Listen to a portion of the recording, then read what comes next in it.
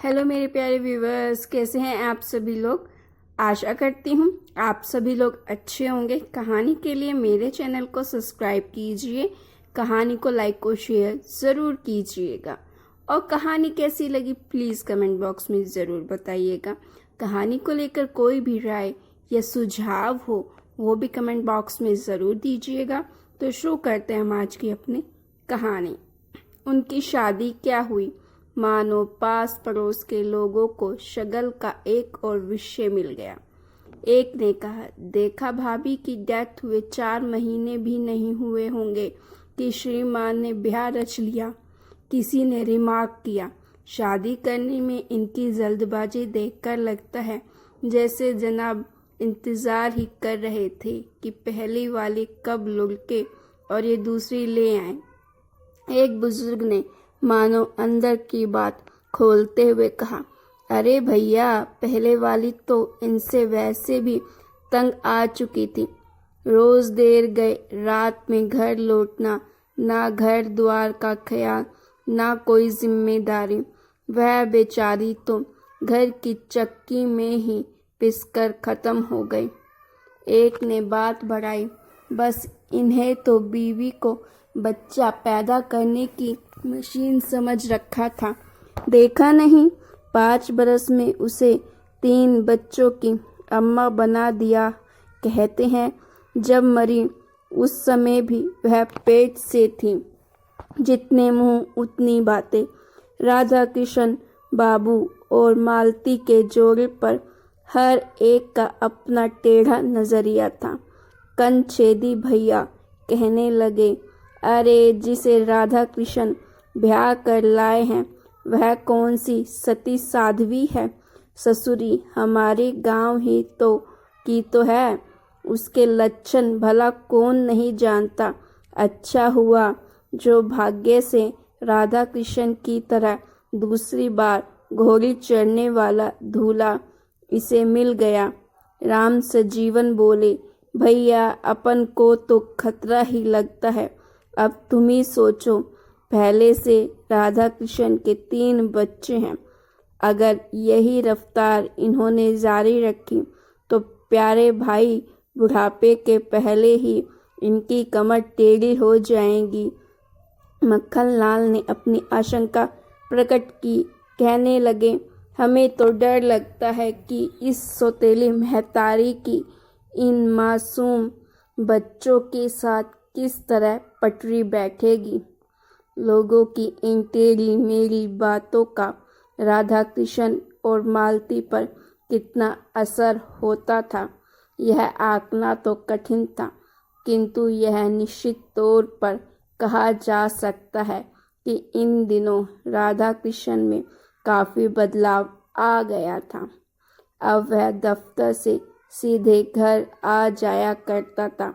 पहले की तरह उसने बात बात पर बच्चों को झिड़कना बंद कर दिया था, बल्कि इसके उल्टे दफ्तर से लौटते वक्त शाम को वह उनके लिए कुछ ना कुछ खाने पीने की चीज़ें साथ ले आता। बच्चों के लिए हर शाम कुछ ना कुछ लाने का कार्यक्रम जब लंबी अवधि पकड़ने लगा तो मालती से रहा ना गया। एक दिन उसने कह ही दिया, मैं तो कहूँ बाजार से यह रोज़ सब लाने की बजाय तुम मुझे बता दिया करो कि क्या खाना है, मैं खुद बना दिया करूँगी। अब तुम ही कहो, आज तो तुम लाए हो, वह पाव भर बर्फी 10 रुपये की तो होगी ही, और मैं कहूँ इसी 10 रुपये में घर में कोई ऐसा पकवान बन सकता था जिसे पूरा घर भरपेट खाता। राधा कृष्ण सोचते थे, मालती गांव की लड़की है, उसे शहर की बर्फी मलाई की चाह होगी। आज उन्होंने उसका जवाब सुना तो तबीयत झक रह गई। राधा कृष्ण ने मुस्कुरा कर कहा, तुम ठीक कहती हो, कल रविवार है, सुबह के नाश्ते में हलवा हो जाए, बहुत दिनों से बच्चों ने भी नहीं खाया है। सो हम सब कल डटकर चखेंगे। हलवे की बात सुनकर बच्चों की जीभ में पानी आ गया। टिंकू बोला, नई मम्मी से हमारी मम्मी जैसा हलवा कैसा बनेगा? मालती ने नटखट टिंकू को अपने पास खींचते हुए कहा, बेटा, नई मम्मी पुरानी मम्मी सब एक जैसा हलवा बनाती हैं। घी, शक्कर और सूजी मिलाओ, बस टिंकू का हलवा तैयार है ना? मालती ने आकर इस घर को कुछ इस तरह संभाला था कि बच्चों को उसने यह महसूस ही नहीं होने दिया कि उनके ऊपर से कभी मातृत्व का साया उठा था। मालती माँ की पूरी ममता उन पर उड़ेल देती। बच्चों की देखभाल, घर का सारा काम काज और उसके राधा कृष्ण की ज़रूरतों का ध्यान रखते हुए वह सीमित आमदनी में गृहस्थी चला रही थी। उसने घर को कुछ इस तरह संभाला था कि ऐसा लगता ही ना था कि इस घर में साल भर पहले कोई तूफान गुजरा था। इन सब के बावजूद भी आस पड़ोस के लोगों की नज़र में वह माँ नहीं थी, वह सौतेली माँ थी। दबी जुबान से स्त्रियाँ कहा करती, यह सब तो 4 दिन के चोचले हैं, अभी सोच के बच्चों को बेटा बेटी करती है, खुद का एक आध पैदा हो जाने दो, फिर देखना यह माया ममता दूर हो जाएगी, तुम देखना इन्हें पूछेगी भी नहीं। मालती इन बातों को सुनकर टाल देती, आखिर किस किस का मुंह बंद करती, और फिर समय इसी तरह कटता रहा। दिन से हफ्ते, हफ्तों से महीने और महीने बढ़ते बढ़ते साल पर उतर गए। मालती की दिनचर्या बिना किसी बदलाव के वैसे ही चलती रही थी। बस एक ही बात जो अब लोगों को खटकती थी वह यह थी कि इन 10 बरसों के बाद भी उसकी गोद हरी नहीं हो पाई थी। जब वह आई थी तब भी लोग ताने बाने थे। जब वह राधा कृष्ण और बच्चों के साथ गृहस्थी में घुल मिल गई तो सुनने को मिला कि इसका व्यवहार एक दिखावा है। जब इसके बच्चे होंगे तब यह इन बच्चों की दुर्दशा कर देगी, और जब उसके बच्चे नहीं हुए तो भी लोगों ने उसे नहीं बख्शा। उस दिन चमेली मौसी कहने लगी कि राधा कृष्ण के भाग्य में यह जन्म मंजली बांझ लिखी थी। बात तो उन्होंने बड़ी दबी जुबान में कही थी, पर वह मालती के कानों तक पहुंच गई। उसने सुना तो ना जाने कैसे आंखों के कोर से 2 बड़ी बूंदें टपक गई। किसी औरत की गीली आंखों में छलक आई। इबारत को पढ़ना कोई सहज बात नहीं है। जिस विकसित मातृत्व की छाँव में 3-3 बच्चे पल रहे हों, उसी को बांझ कहना कितना उचित होगा। क्या बांझ की परिभाषा किसी स्त्री द्वारा प्रसव वेदना सहकर संतान उत्पत्ति करना भर से जुड़ी है?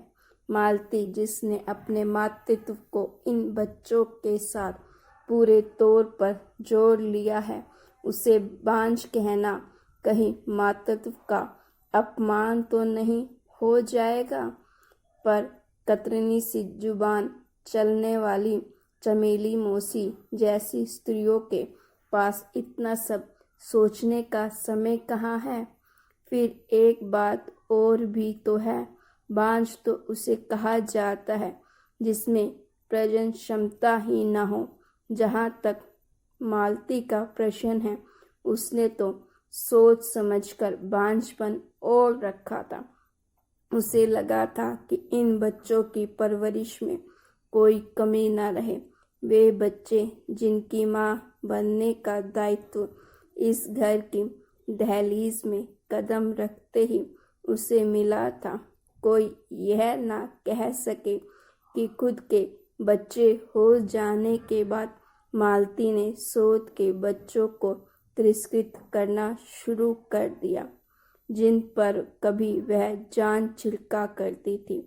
इसी ओहपों में एक दिन उसने मन ही मन निश्चय कर लिया कि अपनी कोई संतान नहीं होने देगी। पिछली बार जब वह अपनी माँ को देखने मायके गई तो वहाँ कुछ ज़्यादा ही रुक गई। उस बार लौटने पर राधा कृष्ण मालती पर बहुत बिगड़े थे। कहने लगे, तुम्हें मायके पहुंचकर यहाँ का ख्याल भी नहीं रहता। तुम इन बच्चों को भी भूल जाती हो। और अपनी नम हो आ रही आंखों को छिपाते हुए मालती ने सकुचाते हुए बताया, इस बार बच्चों की खातिर ही देर हो गई। तुम भरोसा रखो जी, अब मैं सारा जीवन बच्चों की जिम्मेदारी अच्छी तरह निभा सकूंगी। भाव आवेश में वह कह गई, अब मैं चमेली मौसी की बांझ नहीं हूँ, बल्कि अपने पूरे तीनों बच्चों की माँ हूँ। राधा कृष्ण मालती को एकटक देखा जा रहा था। उसे लगा जैसे मालती उनकी दूसरी औरत नहीं, बल्कि वह पहली पत्नी शोभा का ही प्रतिरूप है। वे केवल इतना ही कह पाए, भला ऐसी क्या जल्दी थी? कम से कम ऑपरेशन करवाने के पहले एक बार मुझसे तो पूछ लेती। गाइस, अगर स्टोरी अच्छी लगी तो प्लीज़ लाइक करें।